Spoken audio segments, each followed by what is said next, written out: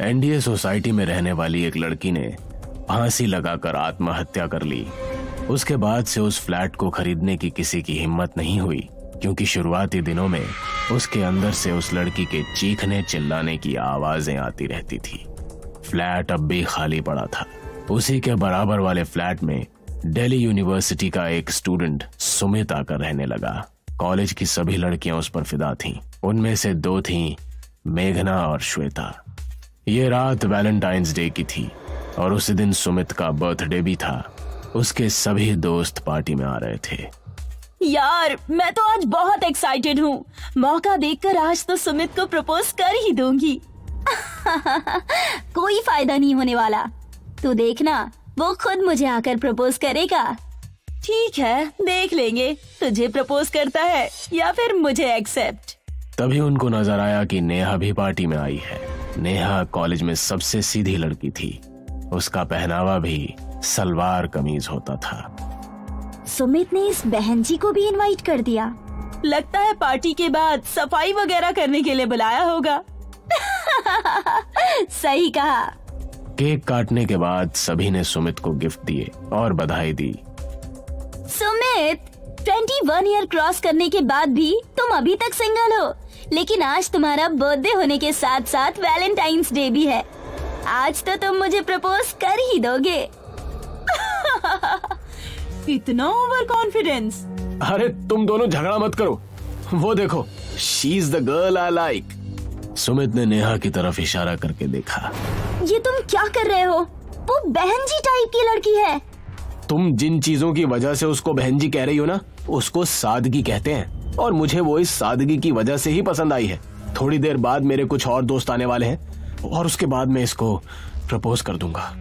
ये कहकर वो अपने बाकी दोस्तों के पास चला गया। मेघना और श्वेता की जलन का अब कोई ठिकाना नहीं था। कुछ देर बाद जब वहां सुमित नजर आना बंद हुआ तो उन दोनों ने अपनी चाल चली। हे नेहा, तुम यहाँ क्या कर रही हो? तुमको सुमित ने बुलाया है। सुमित ने? लेकिन कहाँ? अरे चलो तो सही, तुम तो डर रही हो। वो उसको साथ लेकर फ्लैट से बाहर निकली और उसको उसी हॉन्टेड फ्लैट की तरफ ले गई। जाओ, सुमित अंदर तुम्हारा वेट कर रहा है। मुझे नहीं जाना, उसको बोल देना बाहर आकर बात करेगा। ऐसा कहकर वो वहां से जाना चाहती थी, लेकिन मेघना और श्वेता ने उसको जबरदस्ती फ्लैट के अंदर धकेल दिया और फ्लैट के बाहर से कुंडी लगा दी। खोलो मेघना, प्लीज दरवाजा खोलो। चुप कर बहन जी, तेरी ये औकात कि तू सुमित की गर्लफ्रेंड बनेगी? ये तुम क्या कह रही हो? वो मुझे क्यों गर्लफ्रेंड बनाएगा? तुम कहो तो मैं अभी इस पार्टी से चली जाऊंगी, लेकिन प्लीज दरवाजा खोल दो। नेहा की बात नजरअंदाज करके दोनों वहां से वापस पार्टी में चली गईं। फ्लैट के अंदर लाइट बिल्कुल भी नहीं थी। नेहा को बहुत डर लग रहा था।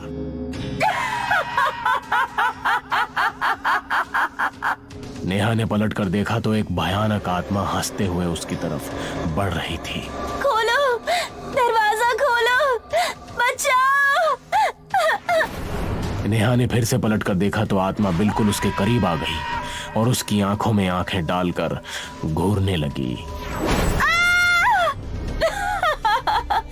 अच्छा हुआ तुमने उस बहन जी को कमरे में बंद कर दिया। तो ड्रिंक ले, मैं जरा वॉशरूम होकर आती हूँ। मेघना वॉशरूम में जाकर वॉश बेसिन के सामने खड़े होकर अपना मेकअप ठीक करने लगी। तभी बाथरूम की लाइट्स ब्लिंक करने लगी और जैसे ही वापस खुली तो नेहा उसके पीछे खड़ी हुई थी। तू यहाँ कैसे पहुँच गई? इतना सुनते ही नेहा जोर जोर से हंसने लगी और उसकी शक्ल बहुत ही डरावनी हो गई। मेघना चिल्लाकर दरवाजे की तरफ भागी, लेकिन वो अपने आप बाहर से लॉक हो गया। खोलो, खोलो, कोई है? Anybody save me, please? कुछ देर पहले नेहा भी इसी तरह चिल्ला रही थी ना, लेकिन तू उसको छोड़कर भाग गई। नेहा, नेहा मुझे माफ कर दो। नेहा तेजी से जाकर उसके गले लग गई। मेघना की सांस रुकने लगी, जान निकलने को तैयार हो गई। Happy Valentine's day.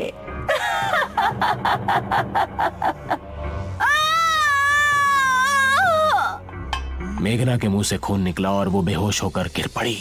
यार ये नेहा कहाँ गायब हो गई? तुमने उसको देखा है क्या?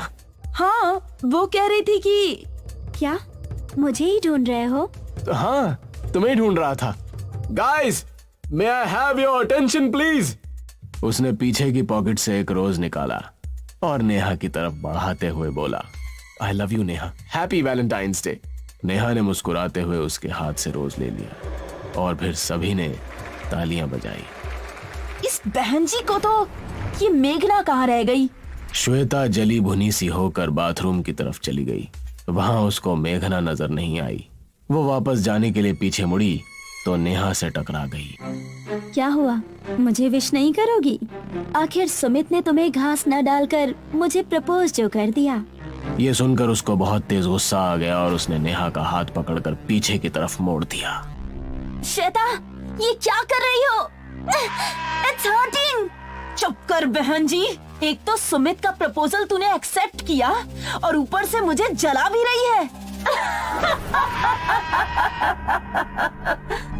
नेहा की आवाज भयानक हो गई और वो जोर जोर से हंसने लगी।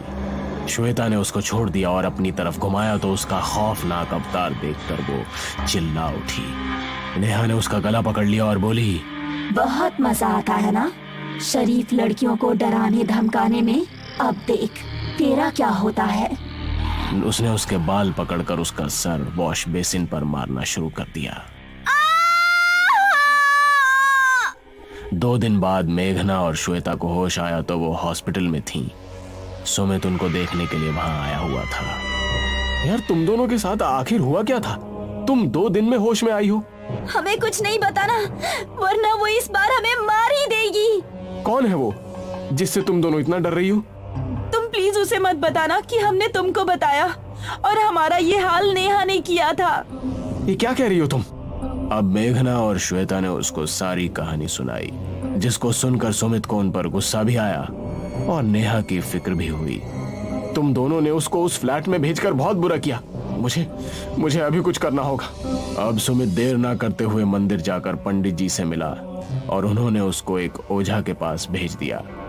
रात को सुमित नेहा को डिनर के बहाने अपने फ्लैट पर ले आया, जहां ओझा बाबा पहले से ही तैयार बैठे थे।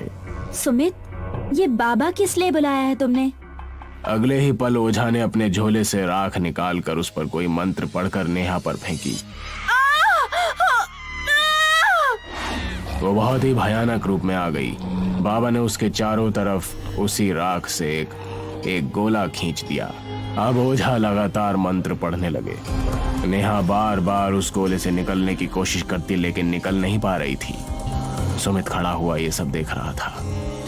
बाबा, ये बेहोश क्यों हो गई? घबराओ नहीं, वो आत्मा इसके शरीर से जा चुकी है। उन्होंने एक धागा जिसमें रुद्राक्ष का मोती पड़ा था नेहा के गले में पहना दिया।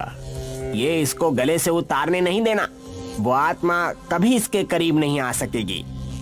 उस दिन के बाद नेहा फिर से पहले जैसी हो गई। सुमित और नेहा दोनों खुश रहने लगे। ऐसे ही एक शाम नेहा पार्किंग में खड़ी हुई सुमित के आने का इंतजार कर रही थी। तभी मेघना और श्वेता ने आकर उसको घेर लिया। कैसी हो बहन जी? ओहो, घबरा रही हो क्या? मारो हमें। अब तो बोलने की हिम्मत भी नहीं है ना? तेरे ऊपर सवार भूतनी जो नहीं है तेरे साथ। ये सुनकर नेहा गुस्से से उन दोनों को घूरने लगी। ओहो, बेबी को गुस्सा आ रहा है। नेहा ने एक ही झटके में गले में पड़ा रुद्राक्ष का धागा तोड़ दिया और दूर फेंक दिया। तभी उसकी आंखें लाल लाल चमकने लगी। Happy Valentine's day.